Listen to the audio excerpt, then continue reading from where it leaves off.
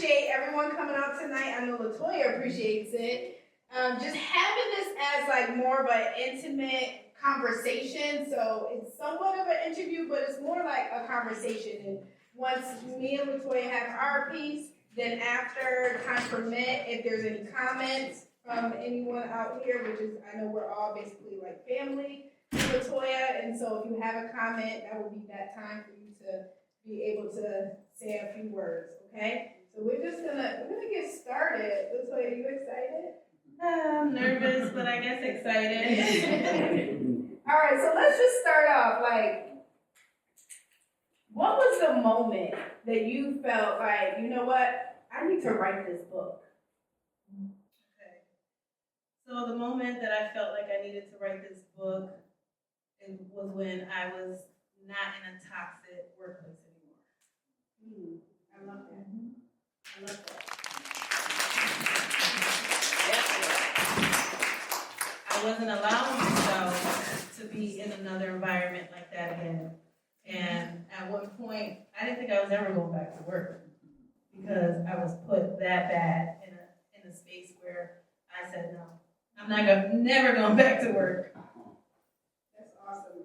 So you feel like you finally found like a place that you can have some peace and be able to actually like be you and represent who you are within the workplace. Yes, exactly. That's awesome. That's awesome. And so when you hear the title, Healing Beyond the Hustle, what does that phrase mean to you? I think rest, self-care, knowing my truth. I just got my little noise because I don't want to forget things. But I'm like hustling to keep pushing, not for survival. So you felt like before you always had to survive within the workplace? Yes. Okay, that's awesome. Well, not awesome in that way, but it's awesome that you were able to actually take your pain, and a lot of people say pain into purpose. And I believe that that's why you have this book, Healing Beyond the Hustle. It came out of a painful place. Yes. Okay, let me clarify. The reason why I keep saying awesome is because I feel like a lot of times when we have situations where we're in a situation where we feel like we don't know if we're going to make it, we don't know if we're going to be able to heal, and then just to be able to actually say, you know what, I'm going to take my pain, I'm going to put it out there, and then that's going to help someone else. Exactly. And that's what you did. And that's what I did, and that's what I've been doing. And so with this book, it has more of like your rooted experience, right? Yes. So can you just kind of tell us maybe like a scenario that like kind of just had you, like when you were at that toxic workplace, what is something that you felt like just kind of kept you trapped? My family. Knowing that I gotta still get up every day, take care of home, and you want your children to see what type of mother you are, what you're doing for your health, for your home, and so pretty much. So if I'm recalling right, like going to work, how long did you work at this other place, like this toxic place? How long were you there? 12 years. 12 years. Oh, that sounds very familiar to me. If y'all know my story. But not only was I somewhere for 12 years, after I did that, I jumped into another hot fire pan too. It was another toxic workplace that just put it on top, like it just would close the chapter for me that I no longer was going to deal with that anymore. And what was the main thing that made it a toxic place? What was something that made it toxic? Because I want people to think about, like, as they go to work day to day. Sometimes you can be in a traumatic situation, or you can have it where you're going through abuse and you don't even realize it. And so when you talk about a place being toxic, what is something that you recognize and you start to realize, wait a minute, I'm not supposed to be okay with this. Like, what was that for you? I would see a lot of things that I knew weren't right. It didn't fit well with me. It didn't align with the vision of the organizations, the missions, and the things that we were supposed to do. I felt like the people we served weren't getting the proper care that they needed. And so with that, it kept me only at a certain level of what I could do, of how much I can do for those people.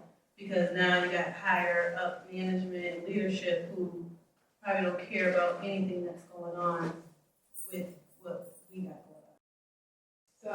So you felt like you're going through the trauma, the traumatic moments, you're seeing things that are actually kind of detrimental to you and to your health. And then now that ends up rolling on, because I know you mentioned your family. So now that rolls over into your family. So not only was it the toxic place being an issue for you, but then it actually went and connected to your family. Yes. So that leaves my family not having their mom at home or their wife at home, taking care of home, giving the 100% that I give at work, she's giving at home to my family. And it would be days that I would just come home and I'm numb. I don't have words. I can hardly come to a certain level in my voice because I'm so exhausted, I'm so burnt out, and I just think I just gotta keep going and going every day. Wow, that's heavy. Because when we go to work with the mind of, we know that we have to work for the business, but we don't expect to be abused, because that's what it is. It's abuse. When you're in a toxic environment, it becomes abusive. It becomes abusive to you. It becomes abusive to those that are around you that are involved. And so now you can't, like you said, you can't show up for your family. And I know you have some all-stars over there, you know, your husband's over there supporting you, like, and I know that could cause a strain. Yes. And so when was the moment that you came from the hustle mode to the healing mode? The hustle mode to the healing mode. Yeah.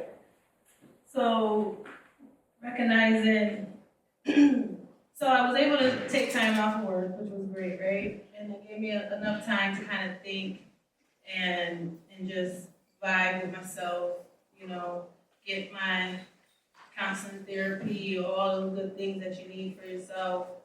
And then, of course, with the support, who wouldn't let me, but my husband who wouldn't let me, like, not finish school and those things, like, you know, you still gotta do something with yourself, you know, you can't just sit here and do nothing. But with all of that, I think I might. Good. With all of that, I felt like it brought me to a place where I felt like I might be able to do this again. And it's just a beauty that a wonderful organization that I've been working for a while. You want to name the organization? Parent Village.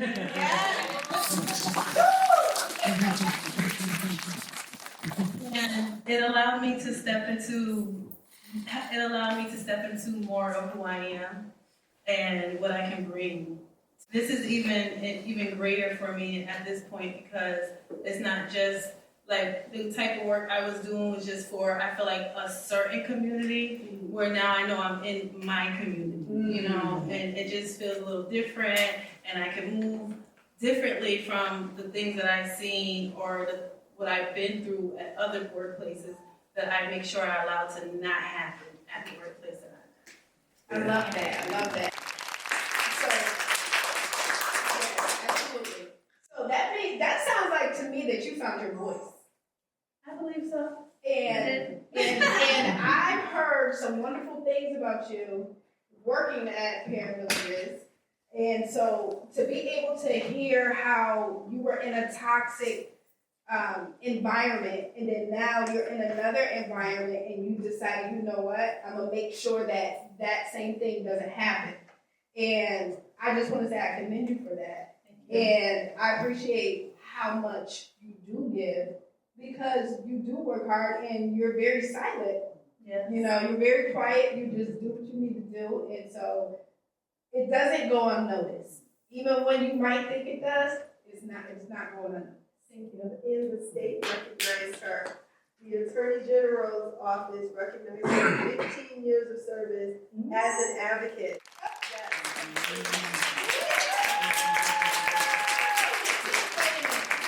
Let's bring this back. Hold on. It's more than 15. I was only able to get 15 at that moment.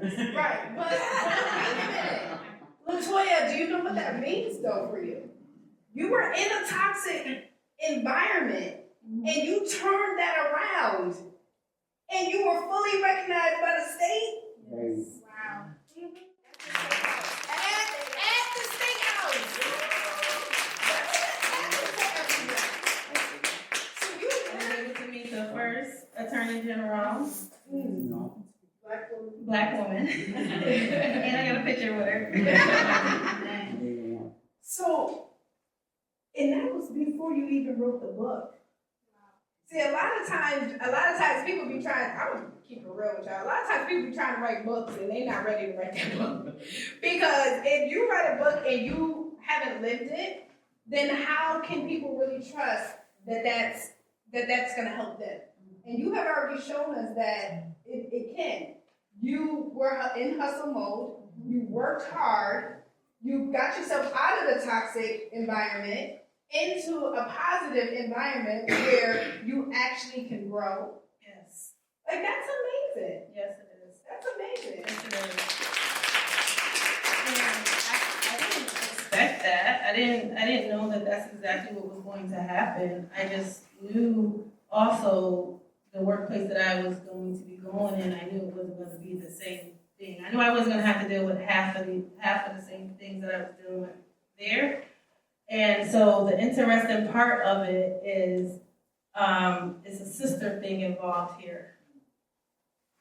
I come from a place where, Family. you know, sometimes working with family could be very toxic, and then sometimes working with family, you can learn how to work it out. You can learn how to deal with whatever those situations is, and I'm just happy to be in a space where I can do that. Because guess what?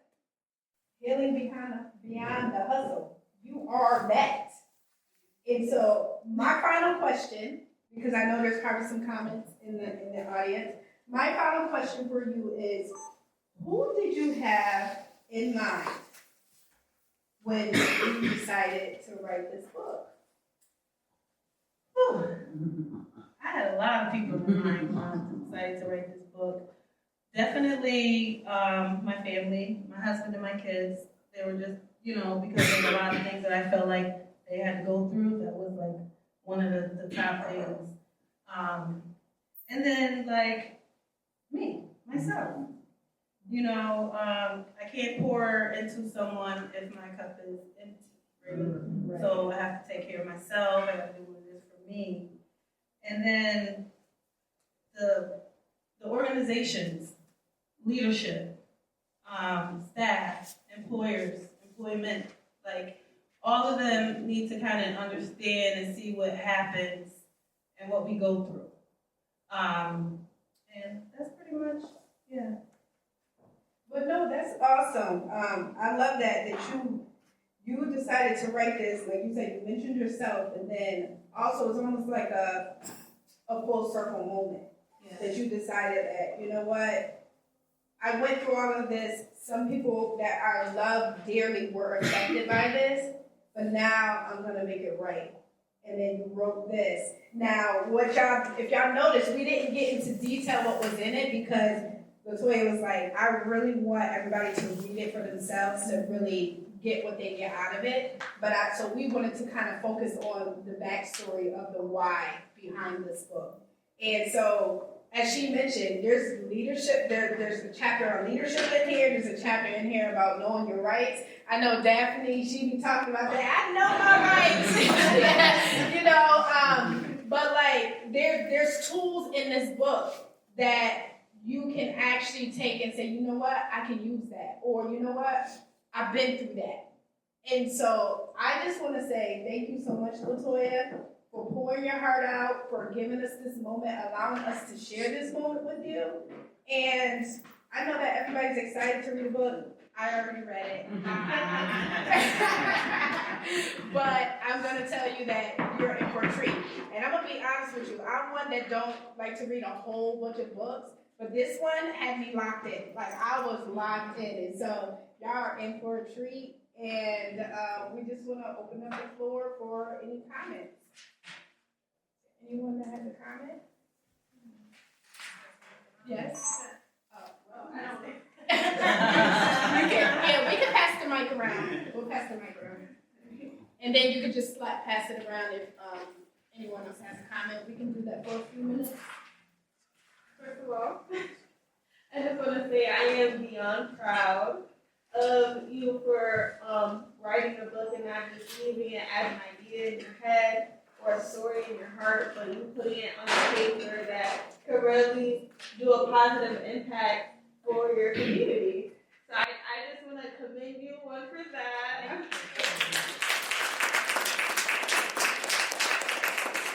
And I know you talked to me a little bit about the book and everything as I was doing your hair, so I'm very excited to like understand like your story so I can become like more aware faster for potential red flags that I might find in the workplace or in any other type of situation and everything like that. So I'm very excited. Thank you.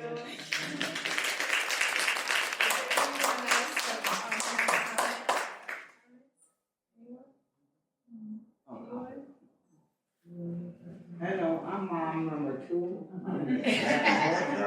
I am so proud of you, and I love you so much, and I respect everything that you have done. Wow, really good.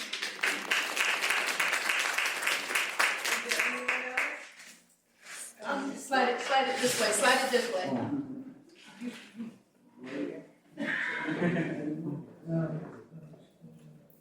Hi.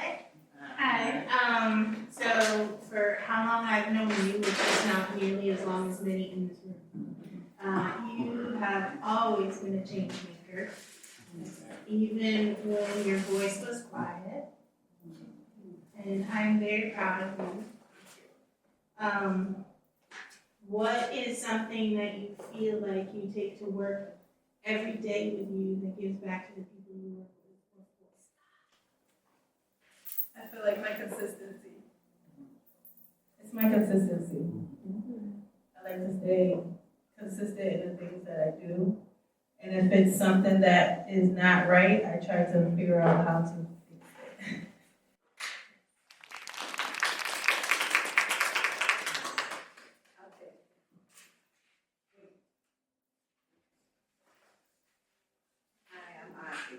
it. Closer. Testing. You hear me? Hold it closer. There you go. I gotta sit up and get my breath. I just feel that I should say something, considering I'm the only Monroe girl from your dad, you know, from the siblings, amen? And you'll hear amen a lot. But I'm very proud of you. I said, we got another author in the family. That I'm proud of you for writing a book, yes, but for changing your life. That's what I'm doing. You turned your life around completely. Now you have your children that they probably was always looking up to you, but now more so because of who you follow. And I'm so grateful that you allow God to come into your heart change your mind, your thought, your destiny, everything that He does to you. And I can see the difference. I can see the glow. I can see everything what God is doing. And I get so happy when my family come to the Lord, I don't know what to do. And next I got somebody else going to pray for me.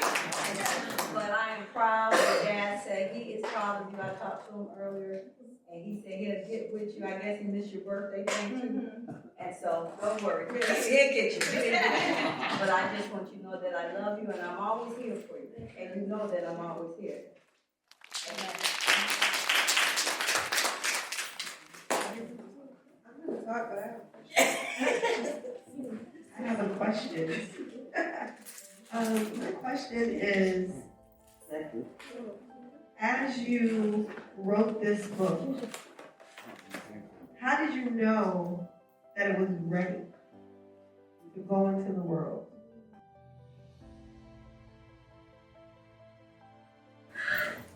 Wow. I think it's because I was overcoming, I overcame.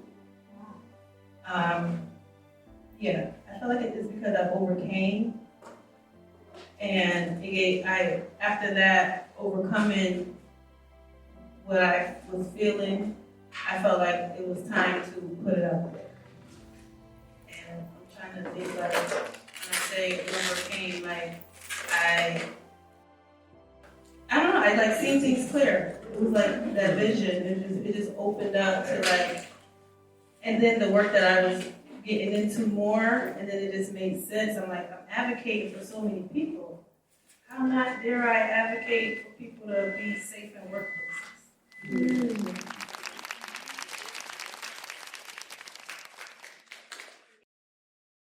And on that note, okay, we got one more in the back. Yes, so, hi, for the ones that don't know me, my name is Naomi. I've known Tasha, Tonya, and Toya since I was a little girl, but me and Toya really got close when we started working together.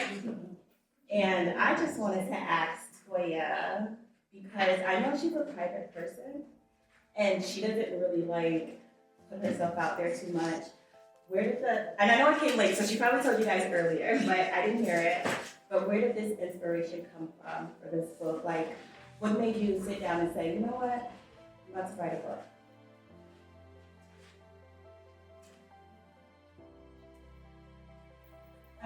I would have to say that my inspiration came from my older sister. She wrote a book. So, of course, I can only want to, you know, do some of the same things I see her do, you know, and I know that she has done a lot since she wrote her book. I've seen a lot has changed since she wrote her book. So, you know, with that, I know I can put a lot out there for others. And it might just be in a different way, but I know that, you know, it's worth it. Thank you to everyone. I want to say thank you to everyone again. Like everyone knows, I am private and quiet and shy and all those things. And, you know, it takes a lot to want to open up to things like this, which is good for me because at one point my anxiety was that bad that I probably won't be able to sit here. So I definitely know I'm overcoming a lot of things. So, you know, with that and just having just all the loved ones around me, everyone supporting, I'm just very happy that you all showed up and, you know,